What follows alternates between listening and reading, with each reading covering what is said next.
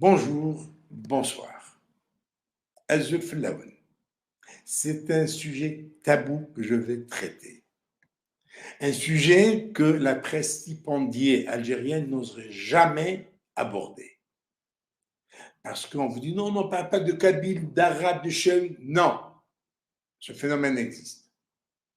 Il y a une politique insidieuse, une politique sournoise, hypocrite, menée par le pouvoir d'Alger, par les voyous d'Alger en Kabylie. En quoi consiste cette politique? C'est un double jeu qui consiste à faire bénéficier de l'impunité tout Kabyle impliqué dans des affaires de détournement, de malversation financière, d'enrichissement illicite. Ces Kabyles, on les laisse de côté. Et s'il arrive aux voyous d'Alger, de Mouradia, de Tagarin, d'arrêter un de ces Kabyles, comme ça a été le cas avec Amara Ben Younes, ben on va vite le libérer. Et Amara Ben Younes est aujourd'hui libre. Pourtant, Amara Ben Younes a fait partie de toutes les coalitions présidentielles. Amara Ben Younes est arrivé à insulter les Algériens qui n'aiment pas Bouteflika. Amara Ben Younes est arrivé à servir de larbin pour Bouteflika en allant soudoyer des Kabyles pour soutenir la campagne électorale de Bouteflika, entre autres Ali Ould El Hadi, qui était un DGS et qui, grâce à Amara Ben Younes, s'est retrouvé ministre de la Jeunesse et des Sports. De toute façon, il y a à boire et à manger avec les larbins kabyles. Il y en a. On prend entre exemple celui de Abdelmajid Sey jusqu'à hier. Le bonhomme a bénéficié d'une impunité totale. De toute façon, ils sont nombreux, ils sont légion des Kabyles qui ont bénéficié d'impunité. Prenons le général Djebar Menna. Le général Djebar Menna, eh bien, il a été arrêté. La télévision publique avait annoncé qu'il est accusé de détournement de deniers publics, d'enrichissement illicite, etc. Le bonhomme a purgé quelques mois et il a été condamné à 8 ans de prison. Il ne le fait pas et on le libère. Quelques mois après, on le retrouve de nouveau avec sa tenue militaire, ses galons de général et assister et participer au Haut Conseil de sécurité, aux côtés des autres voyous que sont Chenguerihat, Boun et Co. Tous les voyous qui sont au HCS. Il n'y en a pas un seul qui soit fils de famille, fils de bonne famille. Tous des voyous. Voilà. Il faut être un voyou pour gouverner en Algérie. Ça, c'est la règle. C'est pour ça que je dis qu'il n'y a pas d'exception. Et pourquoi ferme-t-on l'œil sur ces bandits, sur ces voyous kabyles? Eh bien, parce qu'ils sont du même acabit de ceux qui sont au pouvoir, et puis, ce sont de bons larbins. Et pas facile de trouver de si bons larbins en Kabylie. Les larbins ne courent pas les rues en Kabylie. Les traîtres, les ennemis du peuple, ça ne court pas les rues en Kabylie.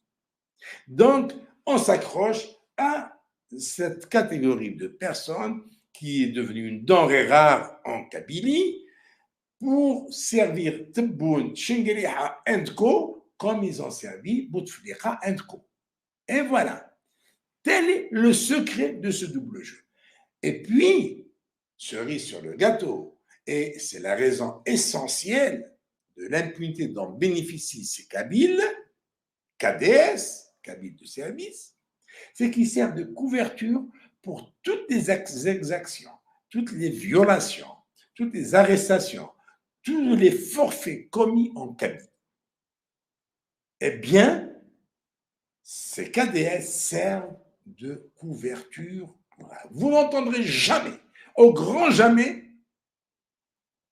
l'un de ces KDS dénoncer ne serait-ce que du bout des lèvres les violations des droits de l'homme en Kabylie, les arrestations arbitraires en Kabylie, des Kabyles qui arrivent de France, de Canada ou d'ailleurs, dès qu'ils posent le pied sur terre, on voit s'il est né en Kabylie, il est soupçonné d'être militant ou à défaut sympathisant du MAC. Alors là, il va passer à une fouille en règle. S'il a l'accent kabyle, des gens, parce qu'ils avaient l'accent kabyle, ont été arrêtés. Ont été arrêtés. Pour délit d'accent, pas délit de faciès, c'est le délit d'accent. Et après, de véritables ratissages ont été menés en Kabylie depuis que l'organisation, que le MAC, le mouvement pour l'autodétermination kabyle, qu'on soit avec ou qu'on soit contre, on ne peut pas dire que c'est un mouvement terroriste. Eh bien, les voyous d'Alger l'ont classé comme organisation terroriste et ça leur a permis d'arrêter, d'étouffer toute voix contestatrice. Parce que, qu'on le veuille ou pas, la Kabylie reste la citadelle de la contestation. La Kabylie reste une citadelle inexpugnable où on continue à braver tous les pouvoirs qui se sont succédés en Algérie. Souvenons-nous de la finale de la Coupe d'Algérie où les supporters de Béjaïa au stade de Tchaker tournaient le dos à la tribune officielle au moment de l'exécution de l'hymne national. Ils ne tournaient pas le dos à l'hymne national, mais à ces malfrats du pouvoir qui étaient juste en face d'eux et qui s'étaient levés. Donc, ils leur tournent le dos.